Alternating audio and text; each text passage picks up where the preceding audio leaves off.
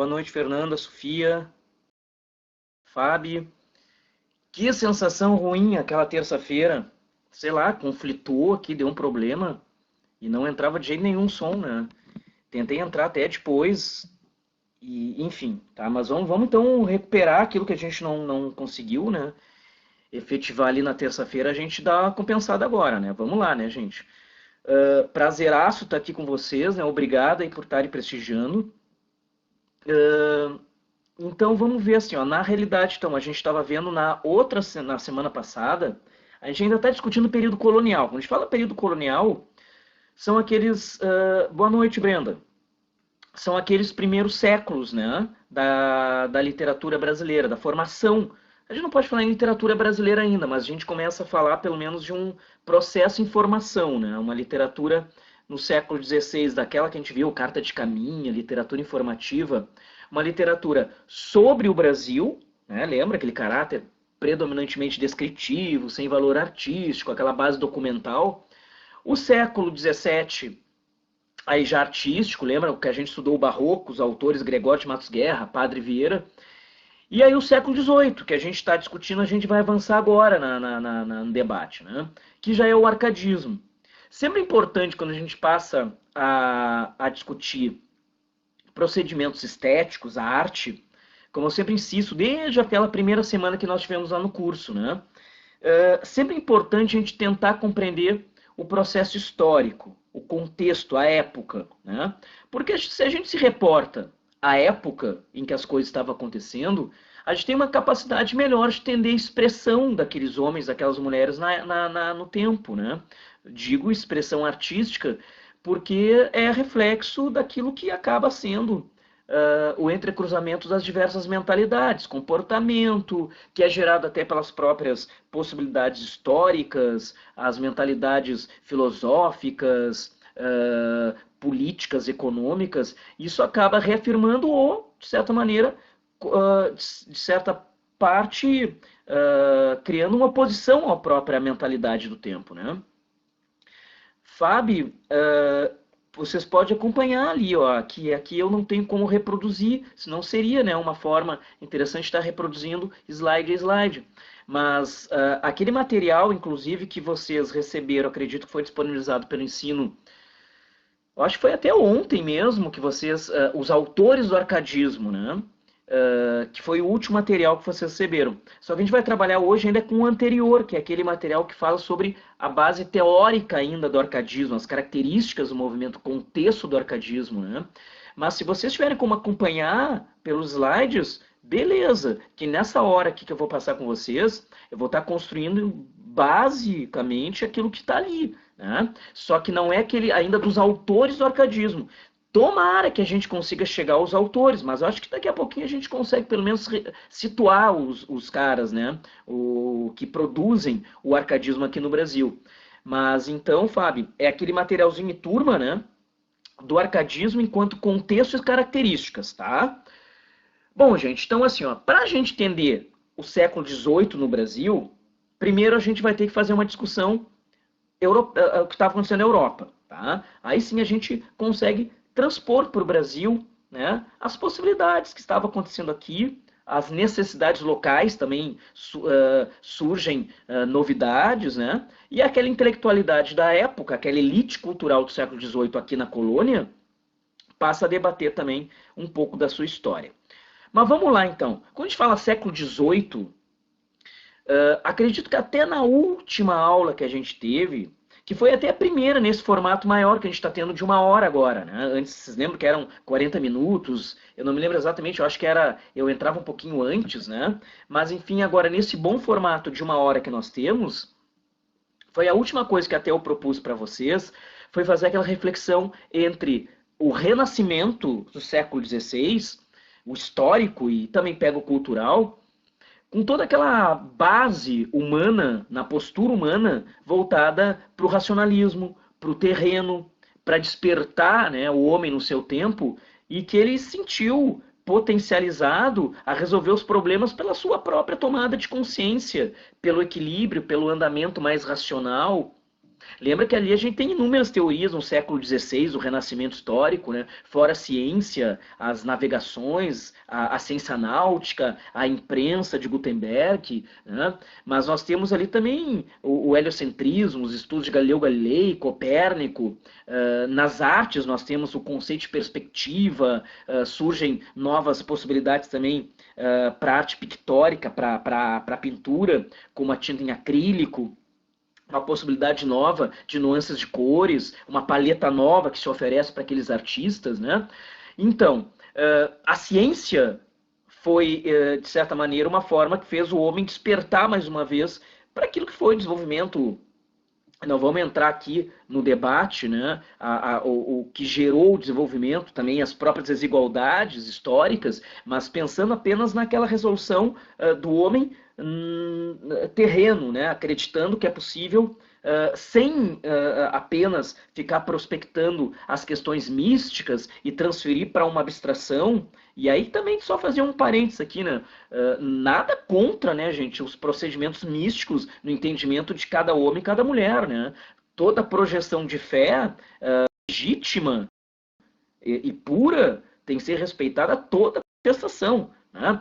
Agora, para o desenvolvimento humano e terreno, a gente tem que se pegar a ciência, né? As questões relativas ao andamento histórico, filosófico, e as questões metafísicas andam junto, mas só que tem que ser meio que rebocadas também, né? Pelas questões da ciência em que a gente se coloca, né? E o século XVI foi uma época de um grande regozijo, portanto, terreno para o homem, né? Então, lembra aquele caráter, né? Acreditar em si, o caráter humanista, desenvolvimento, portanto, do homem no tempo. Falo o homem aqui enquanto espécie, né, gente, tá? Em que a caráter, lembra que vem lá do grego, o antropocentrismo, antropo, né? Então, o homem, o centro do mundo era o homem. As atenções, portanto, do mundo eram a partir das possibilidades do homem no próprio mundo, né? E cercados também da ciência, procurando o desenvolvimento e o progresso não apenas intelectual, mas histórico, e nisso pese o desenvolvimento e o progresso econômico, o progresso científico. Assim foi o século XVI. Agora, aí o século XVI também gerou aquelas crises que a gente estudou até que dali se originou a arte barroca, né?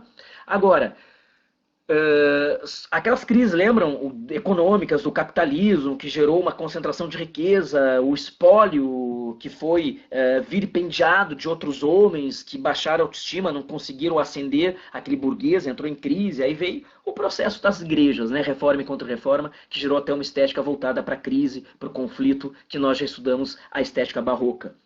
Agora, o século XVII, ele gerou, digamos assim, um basta ao desenvolvimento da ciência, a postura do homem de progresso, de sentir, portanto, na linha de frente do enfrentamento das questões, dos conflitos, mas tentando resolver com equilíbrio, com harmonia, sua tomada de decisões, de uma forma sempre serena, tendo os procedimentos terrenos como a sua prioridade. Esse tempo, ele deixou de existir. Não completamente, mas ele ficou num segundo plano, porque veio um período de crises religiosas. Lembra que eu acabei de situar a reforma de Lutero, que gerou a contra-reforma da Igreja Católica, aí retomada aquele modus operandi da Igreja Católica desde o seu grande aumento na Idade Média, e foi ressituado no século já XVI, e aí abriu, né, um grande abismo no século XVII, foi um período de grande obscurantismo ideológico pelas igrejas, a católica e a luterana. E a Igreja Católica, ela perseguiu muita gente ali, reacendeu as fogueiras medievais, Santa Inquisição, Tribunal de Santo Ofício, aquela lista de livros proibidos, né? Ela foi reinaugurada e ampliada com os teóricos intelectuais do protestantismo. Então, o século XIX, ele trouxe um fosso, né, em que o homem ele mergulhou na escuridão plena, mais uma vez, contrário à luz da ciência, à luz da razão, da renascença, do classicismo, que foi o século XVI.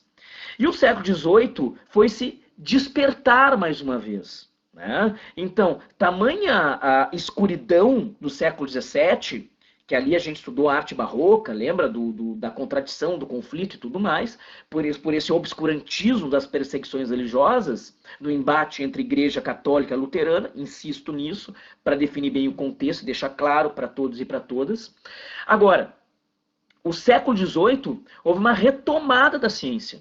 A postura do homem, ela voltou a prospectar o progresso político, econômico, científico, cultural, intelectual, que pese o século XVIII, ele é chamado século das luzes. Aquele obscurantismo do século XVII, né, ele foi, se não superado completamente, mas houve um restabelecimento da clareza, do equilíbrio na tomada das decisões, né?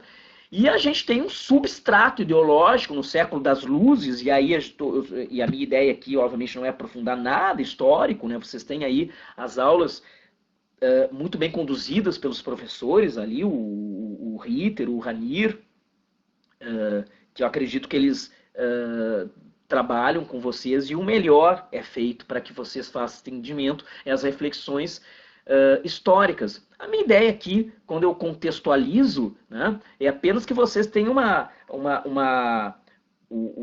pelo menos uma noção de qual era o cenário histórico em que a arte ela vai ser manifestada. Porque sem isso que é muito difícil, né? Eu não posso simplesmente trazer para vocês assim, ó pessoal, dá uma olhada lá naquele slide, as características do arcadismo.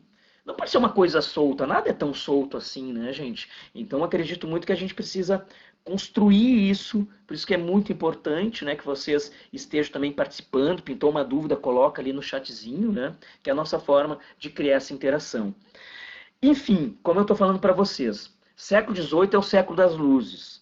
Tu estuda na história, o substrato é o entendimento, é a base ideológica de uma época, né? O substrato ideológico do tempo, a mentalidade do tempo, é o chamado iluminismo. Tem a ver com luz, né, gente? O iluminismo, então, é essa base racional em que o homem passa a acreditar na ciência, mais uma vez, no conhecimento. Percebe só olha só que coisa maluca que a gente está discutindo aqui, para ver como a humanidade, por vezes, ela não aprende, né? Ou ela teima em insistir nos seus erros. Vamos pensar dessa maneira. A gente está vivendo uma época de luta para trazer luz ao obscurantismo, gente. É uma coisa doida a gente simplesmente, e ainda mais no Brasil, que a gente está vivendo aqui, né, um cenário mundial de uma pandemia terrível, né, desde a peste negra, a peste negra, desde a gripe espanhola no século passado, a gente não teve um cenário desse, uma geração que não viu uma coisa dessas, né? A gravidade do coronavírus, e há pessoas, inclusive, que conduzem o país hoje, né, não se reportando às orientações da OMS, que é a máxima entidade para orientar exatamente os protocolos de saúde e de responsabilidades sanitárias. Então, se discute hoje no Brasil, a gente está em 2021, é século XXI. Se questiona protocolos da ciência. E eu estou construindo com vocês aqui a retomada da ciência, a luz que veio ao obscurantismo no século XVIII em relação ao século XVII. A gente está em pleno século XXI e parece que isso volta. O bagulho é doido, gente. É doido, né? Então sempre essa eterna luta, né, entre aquilo que há de mais nobre na condição humana e o que há de mais tenebroso, né? O que há de mais caudaloso em termos de uma teimosia e de uma ignorantização. E o século XVIII trouxe a ciência, trouxe a postura humana voltada para o progresso científico, intelectual, cultural, né? Pode até não ser o melhor modelo, mas foi um modelo possível através de uma consciência também possível à época no século XVIII. Agora, e aí houve, tanto é que vocês têm ali, como está falando daquele substrato ideológico, o iluminismo, que trouxe também uma clareza para os homens e até a própria ideia do absolutismo, né? que acaba se revigorando, de certa maneira, surge, portanto, um conceito, vocês estudam lá na história, só estou trazendo um tópico, o chamado despotismo esclarecido. Quem eram os déspotas esclarecidos? Eram homens, né, confiados a eles poderes a partir de um modelo, né, de monarquias, de absolutismos, fossem lá, sei lá, primeiros ministros. Foi assim em Portugal, com a figura de Marquês de Pombal, no século XVIII, a figura dos reis, que eles, nessa força também de se afastar, né, das que conduziram o mundo àquele obscurantismo e às perseguições do século XVII, né, da Reforma e da Contra-Reforma, passaram, inclusive, a investir a eles mesmos, reis, né, a capacidade, a qualidade, então eles eram capacitados, né, para tentar resolver o destino das suas comunidades. Né? Claro que não é a melhor resolução, mas o que eu quero que vocês percebam aqui, ó, que é uma postura do homem no século XVIII de acreditar e deliberar através da ciência, de um mundo terreno. Mesmo as atribuições místicas, elas eram filtradas por um processo maior de intelectualização.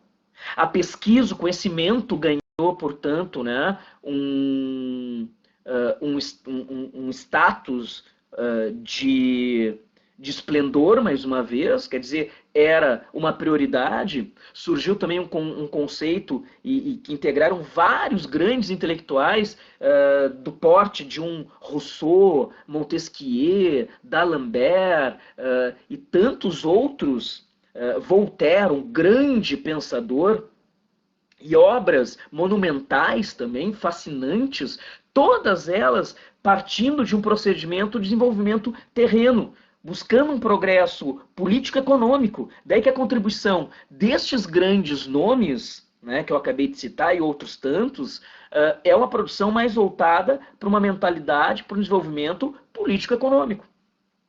A ponto que a base teórica de substrato ideológico a qual nós identificamos como iluminismo foi a base a movimentar a roda da história das revoluções burguesas e populares do século XVIII. Que se pense, a maior delas, a tomada da Bastilha com a ascensão da burguesia em 1789, lá em França, lá em Paris. Né? E então, esse movimento de pesquisa, de conhecimento, foi chamado de enciclopedismo.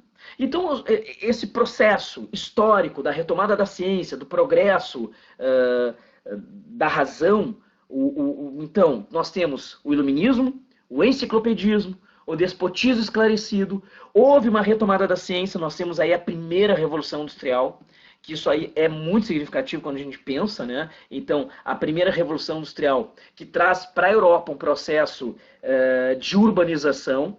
Claro, uma urbanização que ela se horizontaliza nas cidades, né? Então não há estrutura ainda, tecnologia suficiente, a ciência não avançou, de certa maneira, para criar grandes prédios que vão acontecer na segunda revolução industrial, no próximo século, com a liga metálica. Então surgem os prédios, né, e se verticaliza o processo de urbanização, mas agora no século XVIII há uma urbanização, só que ela se horizontaliza. As cidades começam a florescer mais uma vez, o comércio ganha, né, um novo status também, a burguesia ela ganha mais prestígio, ela começa a crescer mais agora na ordem de... Era casta, mas agora com uma ordem de classe. E claro que ela vai buscar também o seu poder. Né? Havia um relativo poder, mas não havia, obviamente, um poder. A burguesia ela não deliberava os caminhos, né, do mundo na Europa, no mundo ocidental, no século XVIII. Ela passará a ter essa ordem com a sua própria revolução. Apesar dela já ter um certo prestígio, eu estou falando da burguesia, até na Inglaterra, na Câmara dos Lordes, ela tinha um certo prestígio, um relativo poder, mas quem mandava eram os reis. Era uma estrutura ainda que era o absolutismo, uma estrutura da própria monarquia, a partir de uma estrutura tradicional ainda. Né? Aí a gente tenta pensar, tá, mas e a arte nesse cenário? Né? A gente não pode esquecer que o artista é o burguês. O burguês ele produz a arte com uma forma também de ter prestígio e uma forma também de ingressar na corte. Porque o burguês, ele produz a sua arte, né? Então, uma coisa que agora presta muita atenção nisso que eu vou dizer, que é uma questão de muita reflexão que exige no momento de prova. É importante a gente discutir e construir isso agora, né? Como eu já havia falado para vocês, né, a grande distinção entre o século XVI e o século XVIII, né, em termos de produções, o Renascimento e o Arcadismo, respectivamente, século XVI, classicismo, e século XVIII, neoclassicismo, é que toda a produção do renascimento cultural, do classicismo, quando a gente lembra de alguns nomes na literatura, o italiano Petrarca, o italiano Dante Alighieri, o português, os portugueses Sá de Miranda e Luiz Vaz de Camões, nas artes plásticas, os italianos Botticelli, o Bernini, um grande escultor, Michelangelo, Leonardo da Vinci, Rafael Sanzio, as tartarugas ninjas todas ali, né? Toda essa produção do século XVI, no Renascimento Cultural, que também estava impregnado, né, pelo racionalismo, pelas tecnologias e tudo mais, né, o capitalismo mercantil, e assim vai indo, foi mais voltado para a produção cultural, para um procedimento em que a mentalidade era mais artística. Agora, o século XVIII, que eu acabei de citar esses caras, Voltaire, Diderot, D'Alembert, Rousseau, foi mais voltada para uma produção cuja mentalidade estabeleceu uma produção econômica e filosófica, certo? Agora, e a arte nesse cenário? Porque quando a gente começa a falar de arcadismo, e aí tu está acompanhando até já pelas características ali nos slides, que são as características e o contexto da arte neoclássica, neoclassicismo e arcadismo são expressões sinônimas, ok? Que a arte do século XVIII, ou ainda a arte do século XVIII, lembra? Século XVIII, pega o 18, o 8, menos 1, 7. Então, 800, 1800, né? Então, só tu tira 1, então é o chamado 700. A arte setecentista, que é o arcadismo, a arte neoclássica. Uma pequena noção que a gente tenha, tu lembra até do colégio lá, de um livro didático, mais chinfrim que seja, mas uma aula lá do ensino médio, se fala em pastores e pastoras, campo, né? E aí tu fica pensando, peraí, mas só um pouquinho, mas tu tá falando que no século XVIII é o século das luzes. Pô, tu acabou de falar iluminismo, despotismo esclarecido, enciclopedismo, retomada da razão, ascensão da burguesia, tomada do poder, enfim, vai indo, né? Mas é um processo de ciência. Tu acabou de falar para mim aí que e não só a ciência, a urbanização, né? O comércio, né? E tudo mais, e novas tecnologias, tudo processo de urbanização. Às vezes me dizer como é que a arte ela se volta para o campo. Aí que tá, gente, olha só. A questão central para os homens no século XVIII, central para todas as mentalidades, sejam elas históricas, filosóficas, científicas, artísticas, culturais, é o que eu vou escrever agora em caixa alta para vocês, o chatzinho ali, ó. Essa palavrinha aqui, ó. Razão. Razão. Percebe? Agora, como é que se deu a razão para a história? Tá? Num contexto histórico, no mundo terreno. Né? Então, se deu através daquilo que eu estou escrevendo ali, ó, da ciência, de novas tecnologias, tá? E não só das novas tecnologias, eu já vou colocar para vocês visualizarem ali, ó, tá? As tecnologias, mas que pese também, que eu acabei de falar até para vocês antes, né? As tecnologias que é a base do desenvolvimento terreno, né? E principalmente, vamos lembrar assim, ó, se há um processo, ó, tecnologias, urbanização, isso tudo aqui, ó, através da Primeira revolução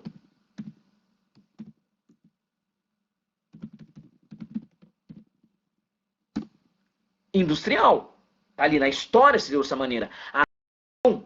O equilíbrio, o mundo terreno, a harmonização das coisas, na história, nos homens e as mulheres do século XVIII na Europa, se deu pela ciência. Tecnologias, urbanização, revolução industrial. Se fortaleceu o capitalismo. E com a revolução industrial, se desenvolve mais e passou a ser financeiro. Agora, e a arte? Então vamos ver aqui, ó. A arte, aquilo foi na história, tá? O parangolé, vamos pensar assim, o quiprocó, o ziriguidum da arte, necessariamente é a mesma da história. A postura, sim, é a mesma, é através da razão. Só que na arte, houve exatamente, sempre quando busca a razão, ó, houve na arte também a mesma postura. Só que para atingir a razão, a retomada dos valores da antiguidade clássica, que é o universo greco-romano. Então eu falei para vocês, ó, na história, acompanha o que eu coloquei no chatzinho ali, só para que vocês visualizem, tá? Então, a história perseguiu o mesmo rumo que a arte, e a arte perseguiu o mesmo rumo que é a história, razão. Agora, como é que a história atingiu a razão e se desenvolveu? Através da ciência. Tecnologias, urbanização, primeira revolução industrial. Fortaleceu o capitalismo, agora se tornou financeiro. E a arte? A arte, ela tem a mesma postura. Ela vai chegar ao equilíbrio, à sobriedade. Ela vai chegar à harmonização, a uma serenidade que foi perdida no século XVII. Por exemplo, no Barroco. Lembra quando a gente estudou o Barroco, há algumas semanas, foi a arte, lembra, do conflito, da crise, da contradição, dos excessos. Tanto é que eu falei, lembra que eu falei pra vocês, tudo no Barroco é exagerado, é a crise, é a angústia. Porra, velho, lá era, o cara tava dilacerado. Agora, a arte retomará o equilíbrio perdido. A arte retomará, portanto, a harmonia perdida. Né? Tanto no processo de abordagens, né, a temas, como no processo de expressão, linguagem, estilo. Né? Só que ela vai beber nas fontes não históricas do século XVIII. Ela vai beber nas fontes do iluminismo do século XVIII. Isso foi história. Ok? Ela vai retomar na origem, a mediação dela é a própria arte. Os referenciais estéticos são da antiguidade clássica. Lembra? Clássica. Foi no século XVI. Classicismo. Será agora, portanto, olha só, quando a gente fala então, a arte é o neoclassicismo, ou ainda, também chamado, que eu já vou explicar, de arcadismo. Só para ter uma ideia, arcadismo é uma derivação da mitologia grega, Arcádia. Tá entendendo? Então, quando a gente começa a falar, gente, olha só, vamos começar a construir a arte agora. Primeira coisa, foge de um pega-ratão que, por vezes, a banca, uma banca qualquer aí, não importa a prova, tá? Ela venha a criar um problema para ti, tá? Pensa assim, ó, mas se a arte neoclássica, o arcadismo, é uma arte voltada para o campo, com pastores, com pastoras, com ovelhinhas e não sei mais o que, é uma grande festa campestre. Mas então, e as bandas vão querer falar assim para ti, ó, tá? Não cai nisso que é pega-ratão. Mas então a arte, no século XVIII, ela está na contramão da história. Como assim na contramão da história? Porque se a história, olha só, olha o que eu vou escrever ali também, ó. Se a história, ela trabalha com isso aqui, ó, com urbano, tá? Urbanização, ciência, assim vai indo, e os cambal, como a gente está discutindo, né? Então, a arte trabalha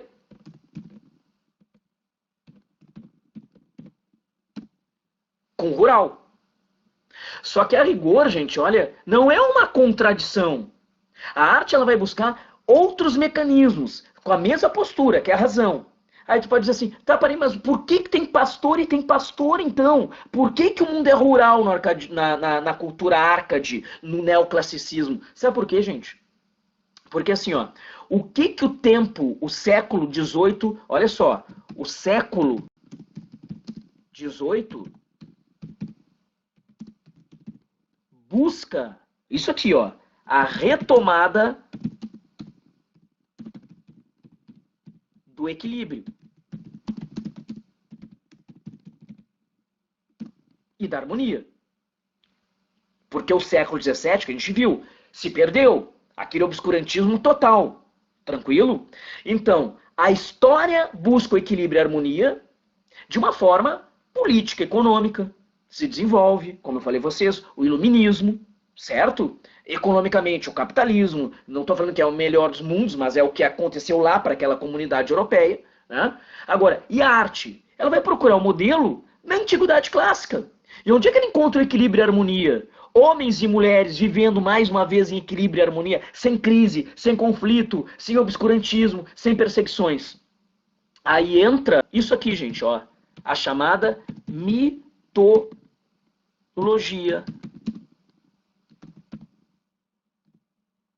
grega.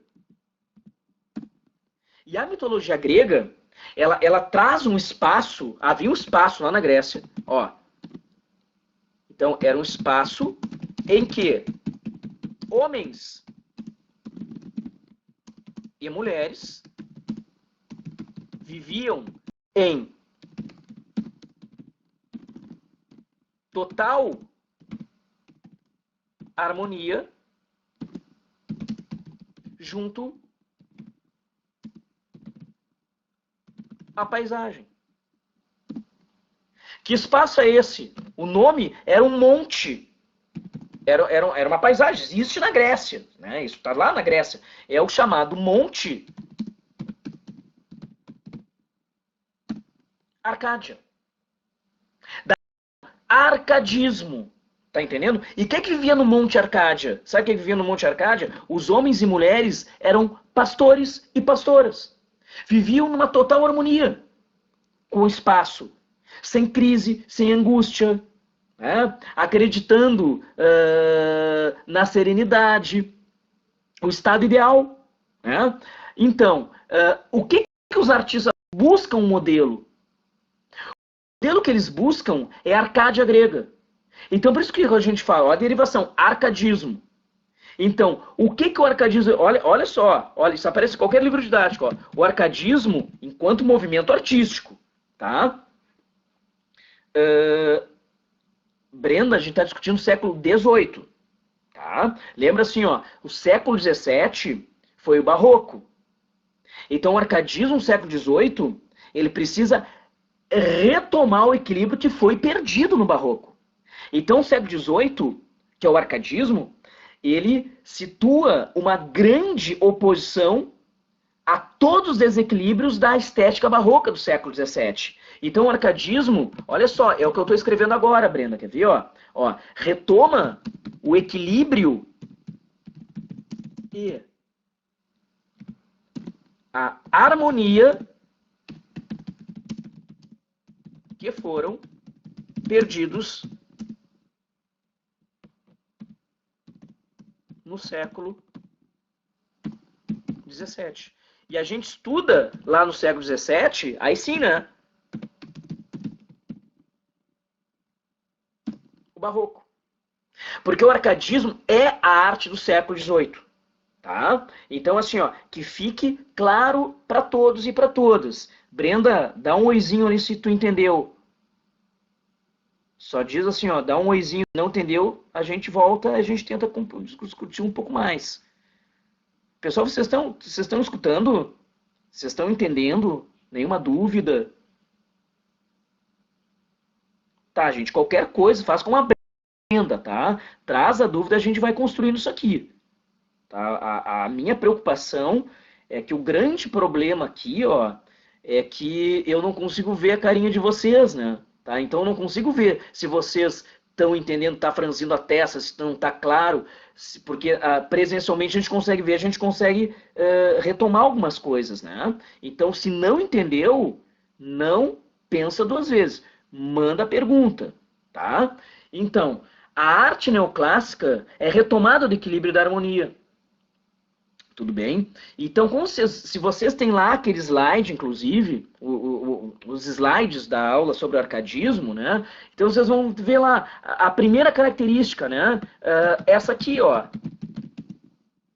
Foi a primeira característica que eu coloquei naquele slide lá, ó. O chamado racionalismo. Quer colocar aqui para vocês, ó? Essa foi a primeira, ó. O racionalismo. E o que é o racionalismo, gente? Tá? Eu vou discutir com vocês aqui, ó. Primeira coisa, sempre quando tem uma razão ou emoção, uma não exclui a outra, apenas em linhas de predominância, lembra? Então vai ter que ter um predomínio do equilíbrio e da harmonia sobre a emoção.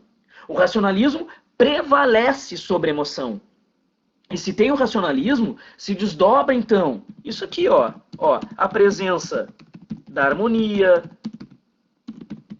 do equilíbrio, que foram perdidos, né, no século anterior, na estética anterior, que era o barroco, no século XVII, estamos no século XVIII agora, né, disso aqui, ó, da sobriedade. Pô, sobriedade é uma pessoa mais tranquila, né, gente, tá? Uma pessoa sóbria é uma pessoa que ela está no processo de maior tranquilidade, maior serenidade, na forma de expressar o que pensa, expressar o que sente. Né? Então, sobriedade, simetria, que vai ser um processo de regularidade. Né? Outra coisa que é importantíssima aqui também, uma maior... Lembra como é que era a linguagem barroca? Lembra que a gente discutiu? Que era uma linguagem extremamente complexa, ornamentada, rebuscada, muitas figuras de linguagem. Daqui a pouquinho ninguém entendia, era até obscura a linguagem, né? Pela carga, né, dos atributos, de como aquilo era tão enfeitado. Então, a chamada simplicidade na busca pela clareza. Então, isso aqui, ó, o racionalismo gera a presença da harmonia, do equilíbrio, sobriedade, simetria, simplicidade, clareza. Isso é muito importante mesmo. Né? E claro que a gente discute muito a partir do racionalismo, que eu estava falando para vocês agora, né? Isso aqui que eu vou colocar é muito importante, olha. A retomada dos ideais clássicos. Né? E quando a gente fala aqui, ó, ideais clássicos, o que é isso, gente? Olha, é o chamado universo greco-romano ou greco-latino. Né? E o que é esse universo greco-romano ou greco-latino? É a busca sempre por valores, olha bem que eu vou colocar ali, ó, tá? E a gente discute um pouquinho, por valores mais absolutos. O que é o valor absoluto? É aquilo que tem que ser compreendido, por mais que a gente discorde, tipo, eu não concordo, mas eu vou ter que me submeter, porque é algo absoluto, porque são valores mais não, eles são impessoais, como bem, o belo, a verdade. Então, essa retomada no universo greco-romano ou greco-latino, greco-romano ou greco-latino, a variação é aceita, é a mesma coisa, tá, gente? Então, eu não vou procurar valores de uma ordem pessoal, subjetivo. Há uma maior, e precisa ter, isso aqui, ó, tá? Há uma maior objetividade. Agora, essa retomada dos ideais clássicos. E com isso vem, obrigatoriamente, a presença da mitologia greco-romana. E aí que a gente fala muito nisso aqui, gente. Olha, a retomada dos ideais clássicos aparece muito o princípio de imitação dos clássicos. Quer ver? Se eu fizer uma pergunta para vocês, assim, ó, hoje, século XXI, imitar alguma coisa ou imitar alguém é algo pejorativo, né? Pejorativo é algo que não é legal. Porque se eu imito, é que eu não tenho qualidade. Geralmente a gente pensa dessa maneira, né? Só que lá na Grécia, imitação era outra coisa. Na Grécia, ok? Nessa antiguidade, que a gente está lá do século 0 ao século 5, isso está no mundo ocidental, imitação era um princípio de valorizar essências positivas, essências absolutas e, sobretudo, valorizar aquilo que se tinha com uma grande verdade, as grandes essências. era se aproximar de uma qualidade indevassável. Por isso que aparece muito aqui, gente, olha só, a imitação dos clássicos, a imitação que a gente vai chegar agora é da natureza. Deixa eu ver ali o Fernando. A arte neoclássica se posiciona em relação ao capitalismo, eles não abordam isso, viu, Fernando? Tá? A arte neoclássica, ela não tem nenhum posicionamento, digamos assim, ó, diante do capitalismo e da ciência. Agora, uma coisa que mais à frente eu vou até conversar com vocês aqui, ó, já que eles não podem, porque a arte é um processo, vamos pensar assim, né, que é um processo em que as escolhas estéticas são voltadas para o absolutismo, né? Só que vamos pensar assim, Fernando, a tua pergunta é excepcional, é muito boa, tá? É uma grande contribuição para esse debate aqui, Fernando, tá? Então, assim, ó, porque eu vou responder parcialmente, porque à frente a resposta ela vai ficar mais clara, tá, Fernando? Mas vamos deixar marinando um pouquinho, mas eu só vou trazer a introdução ao debate, tá, Fernando e turma? Olha só. Vamos tentar definir assim, ó, com clareza, tá? Primeiro redefinir. Quem é o artista neoclássico? Século XVIII. É um burguês, tá? Agora, só que esse burguês, ele não tem poder. Ele está submetido a uma sociedade que funciona a partir dos regimes monárquicos, que é o absolutismo. Então, há uma aristocracia que reina. Então, esse artista, que é o burguês, ele produz para a aristocracia.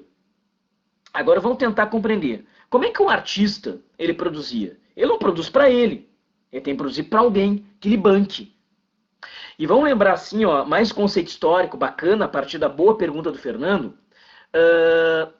Os artistas, gente, eles tinham protetores, que eram chamados guardiães e protetores das artes. Lembram lá os mecenas? O mecenato eram os patrocinadores da arte. Tá entendendo? E esses caras, eles eram nobres, eles possuíam títulos, eram aristocratas, né? Então um burguês, que era o artista, para ingressar no mundo palaciano, ele produzia a sua arte, mas era para o gosto de quem lhe bancava, era o gosto para a aristocracia. Então, olha bem o que eu vou discutir agora com vocês aqui, ó. Não é nem discutir, agora é precisar, é definir. O artista neoclássico, o Árcade, ele é um burguês, que ele produz para a aristocracia. Isso eu já vi em prova de história. Então a arte neoclássica é uma arte que ela não é burguesa.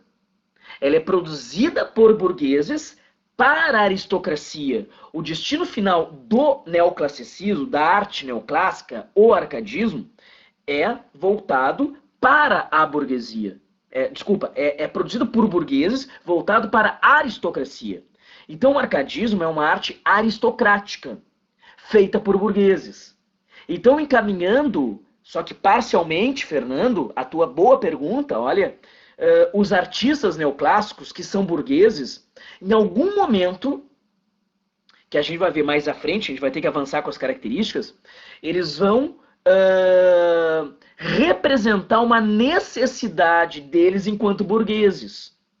Eles vão representar para a nobreza, para a aristocracia, que são os seus defensores, os seus mecenas, os seus protetores, os caras que bancam as suas obras, só que eles vão já projetar alguns valores burgueses deles para a aristocracia. Isso vai aparecer no entendimento que nós vamos a vir a ter sobre algumas características do programa neoclássico. Tudo bem? Mas então, voltando agora a essa construção, ó, aquelas características ali, ó, eles buscam os ideais clássicos, a mitologia. Eles procuram, portanto, uma maior objetividade, né? E aí surge isso que é fundamental aqui, ó, que é a tal da imitação da natureza. E a natureza, que deixemos claros uma coisa, a natureza não é qualquer natureza. Lembrem disso, tá? Então, porque todos, se os valores, olha, os valores são absolutos, se é absoluto, é único sempre. Então, isso aqui, ó, é único e impessoal. Então, quando a gente fala numa natureza, não é qualquer natureza. É uma natureza única. E que natureza é essa? Surge isso aqui, ó. Arcádia como modelo absoluto de perfeição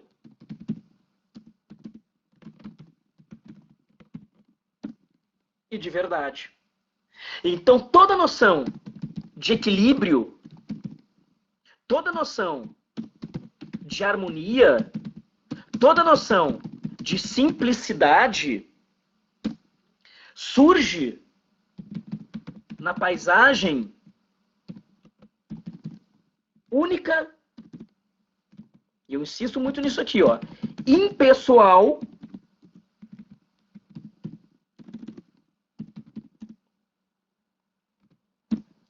da Arcádia grega. E como era essa natureza que vai surgir com uma fotografia? Todos os poetas árcades vão ter que trabalhar com essa mesma representação. Então a natureza, ela é única. Tu vai ter que te reportar um modelo, tá entendendo? É como se vocês estão me vendo e atrás desses livros, não importa a aula que eu for dar, sempre esses livros vão estar atrás. Então não importa o poema Árcade, sempre a paisagem atrás vai ser a mesma coisa. É como se fosse uma foto. Vocês estão entendendo? Então, sempre, como é que era a natureza na Arcádia? A natureza na Arcádia era assim, ó, eram pastores e pastoras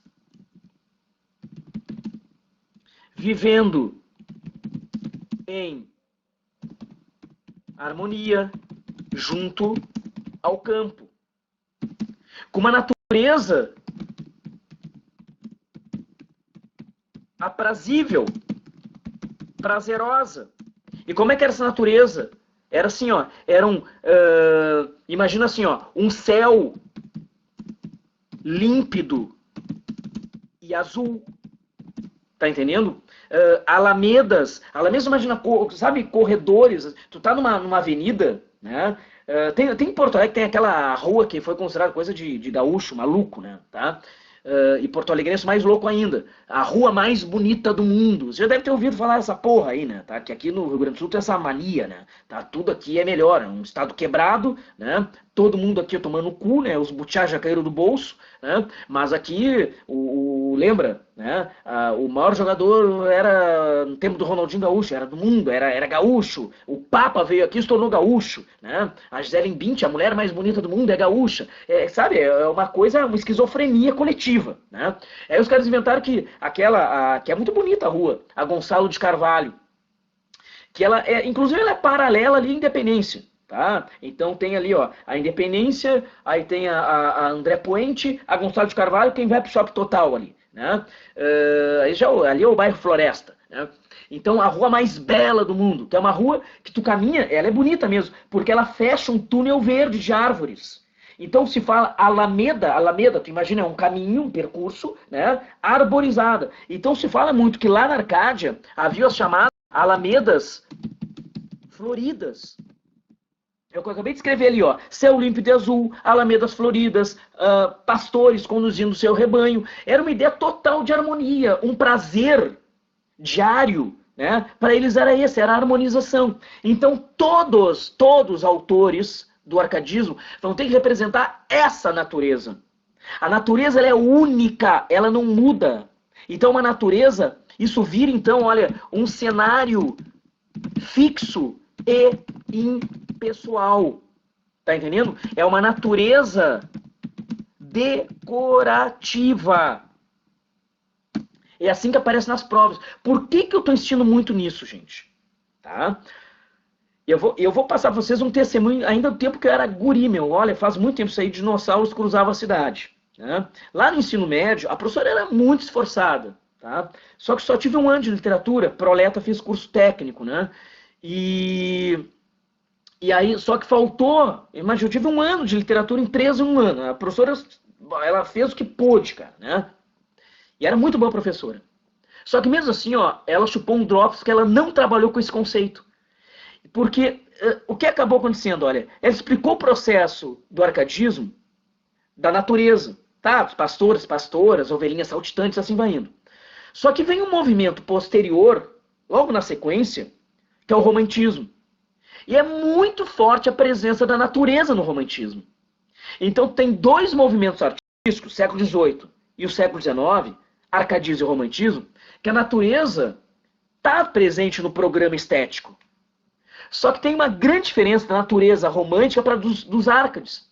E como não foi dito isso para mim, todas as questões que vinham em exercício ou em prova sobre natureza neoclássica, árcade e a romântica, eu passei a errar todas. Porque não foi dito que a natureza no arcadismo ela não muda, dada a objetividade. Não tem a manifestação individual, subjetiva, de como eu vejo ou como eu sinto a natureza. A natureza é cenário, ela é decorativa, ela é um pano de fundo. Ela é aquilo que eu escrevi para vocês, olha, pastores e pastores vendo em harmonia o campo, sempre o mesmo céu é límpido, é azul, bosques floridos, tá entendendo? Natureza em regozijo, é sempre isso. E ovelhinhas por ali. Isso vai fazer com que sempre tenha um estado de harmonia. E claro que se tem pastores e pastoras, o que vai ter que surgir? Aí é uma coisa meio óbvia que eu vou trazer para vocês aqui, né? Que é até outra característica ali, ó, vamos para a próxima ali, a 4ª característica, né? Que é o chamado pastoralismo. O que é pastoralismo, gente? Olha, é meio óbvio. É presença de pastores e de pastoras. Eles vão ter que repovoar Arcade. Então sempre vai ter num poema Arcade a presença de um pastor, a presença de uma pastora, que eles vão ter que reproduzir objetivamente aquela natureza da mitologia grega. Agora, sabe aquilo ali? Aparece muito isso em prova, quer ver? Ó? Vamos para mais uma característica? Olha só. A palavrinha é estranha. Todos estão... A gente é estranho, né? Então, e vocês mais ainda. Então tá todo mundo em casa aqui, ó. Olha só, essa característica aqui. Bucolismo. O que é bucolismo? Sabe o que é bucolismo? Lembra que eu falei, ó, o que existia na Arcádia? Pastores e pastoras, que eram os homens e as mulheres, né? Vivendo em harmonia junto àquela paisagem. Então, o que é bucolismo? Sempre, quando existe isso aqui, ó, que eu estou digitando, uma integração, ela tem que ser harmoniosa entre homens vivendo junto à natureza. Sempre isso, gente. E não preciso estar no campo. Por exemplo, Porto Alegre, uma cidade que tem o lago ali, tem o rio, né?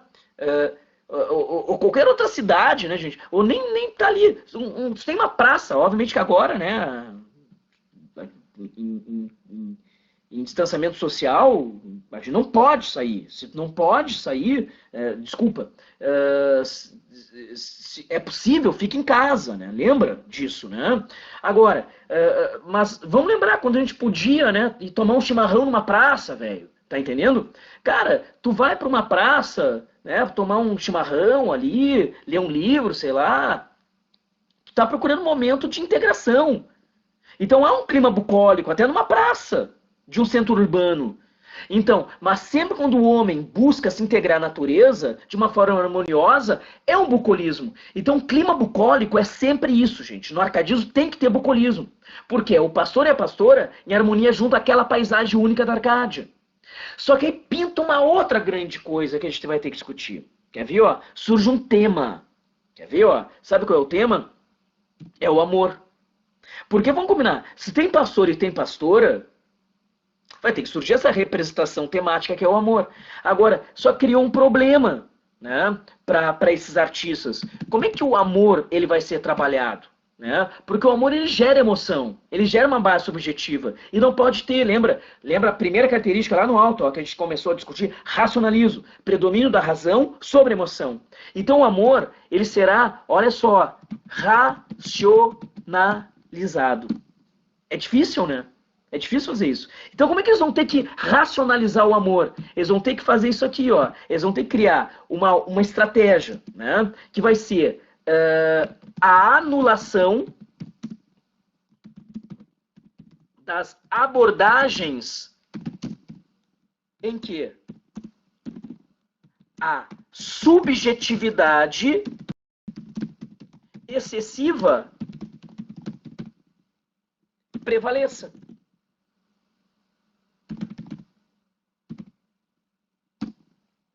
Eles vão ter que anular todas as abordagens subjetivas em que sejam plenas. Então, o que a gente fala assim, ó, cuidem muito isso, tá, gente? Olha o que eu vou falar aqui, ó. Sentimento é tema, tá? O amor é um tema, como a morte é um tema. Necessariamente, quando a gente fala amor, tá ali imbuída a questão do exagero, do excesso, da emoção. Eu posso ter uma abordagem extremamente racional ao amor. A abordagem subjetiva excessiva é sentimentalismo. Tu tá entendendo? Então, quando a gente associa aqui, ó, sentimento é tema. Sentimentalismo é abordagem exagerada e emotiva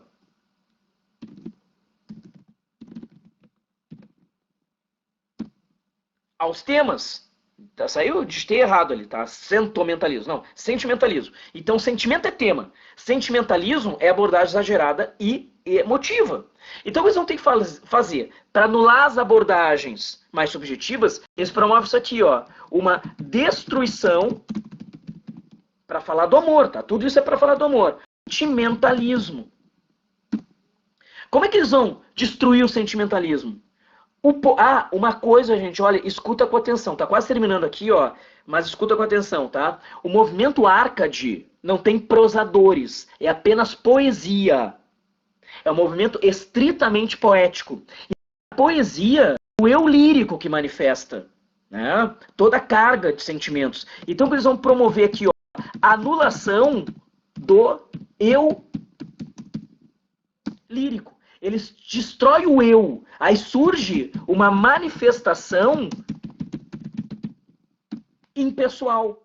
E como é que eles fazem isso? Sabe como é que eles... entra uma outra estratégia. Olha, que é a criação de pseudônimos. E a última informação aqui, a semana que vem a gente retoma, ó. Pseudônimos. Pseudônimos é um apelido, né, gente, tá? Ó, pseudônimos pastoris. Lembra que lá na Arcádia tinha pastores e pastoras? Então, o que eles fazem? Eles acabam com o eu, que manifesta a subjetividade no gênero lírico, que é a poesia, como eu falei. O arcadismo é um movimento extremamente e apenas poético, não tem prosadores. Então, se eles não podem abordar de uma forma sentimental, porque sem racionalizar o amor, porque eles têm que ter equilíbrio e harmonia, eles pegam o modelo da Arcádia e se lá haviam pastores, cada poeta Arcade, que são homens urbanos, eles criam codinomes, são pastores. E com isso, eles criam isso aqui, ó. A criação dos pseudônimos pastoris é um distanciamento às emoções. Cada poeta cria um pseudônimo. Tá entendendo? Então, e esse pseudônimo é uma forma de subtrair a carga emotiva e de uma forma objetiva manifestar os sentimentos. Então, assim, ó, olha que a gente já avançou bastante, a gente aprofundou legal aqui, gente, olha, bacana, né? Então, o que a gente tem sempre, gente, tá? A questão do racionalismo. Sempre num poema Arcade vai ter um pastor ou uma pastora. E sempre, tá? A base objetiva e impessoal. Guarde isso aqui, tá? Na semana que vem, claro que aí na terça-feira, né, gente, tá? E não é quinta, essa quinta-feira, na realidade, só estou compensando aquele problema de ordem técnica que nós tivemos na terça. Aí na terça-feira, o horário é o mesmo, das 8h05 às 9h05, a gente se encontra e eu vou discutir e dá uma olhada ali, para não ser estranho. A gente vai discutir isso aqui, ó, os chamados latinismos, que são expressões latinas. Na realidade, assim, ó, tu tem que entender isso aqui, que vão ser algumas características, para fechar a base teórica do arcadismo, e a gente vai discutir aí sim. Aí é Brasil. Aí são os poetas neoclássicos, que foi o conjuntinho de slides que vocês receberam ontem. Que está ali, ó, Cláudio Manuel da Costa, Tomás Antônio Gonzaga e Basílio da Gama. Aí vocês deem uma olhada nisso para a semana que vem, e aí vai ser assim, ó, a partir daqueles slides. Aí tu dá uma olhada antes, já vai ter ali, se tu dá uma olhada, se pintar uma dúvida, tu já pode trazer. Exatamente, Sofia. Estritamente poético o arcadismo. Não tem prosadores, não há prosa no arcadismo, tá? O arcadismo ele vai ser lírico, épico e no Brasil também satírico. Então não há prosa. Lembra que a gente teve, aí tu vai dizer: "Ah, mas lá no barroco teve lá também só poesia". Não. O Gregório era poeta. Lembra o Padre Vieira? Eram textos em prosa, eram sermões. O arcadismo é apenas poesia. Pessoal, agradeço demais, tá? Vocês estarem nessa hora aqui comigo, tá? Mais uma vez eu peço desculpas pela terça-feira, aquele problema técnico, que não entrava o áudio de jeito nenhum, né? Beijos em todos e em todas, tá? Ah, sim, eu acho que é melhor, Sofia. Eu acho que, porque eu vou sempre colocar os pontos centrais aqui no chatzinho para que vocês possam acompanhar. E também alimenta o chat. Pintou dúvida? Coloca ali a pergunta. A gente vai construindo juntos isso aqui, né? A gente tem que procurar um caminho, né? A gente vai se reinventando, né? Até voltar à normalidade. E muito em breve a gente vai estar junto construindo isso e construindo a aprovação de todos vocês. Tá, gente? Então, assim, ó, se cuidem. Tá? Se cuidem e no final de semana, né? Mesmo se vocês não puderem, mas à distância, abracem, beijem as mães de vocês. Aí quem é mãe, um beijo antecipado, parabéns, né? A todas, né? E vamos lá, né, gente, tá? Vamos superar todo esse cenário aí e a gente tá junto. Tá? Beijos no coração de todos e de todas. Obrigado por terem participado da aula. Tá, gente? Beijos.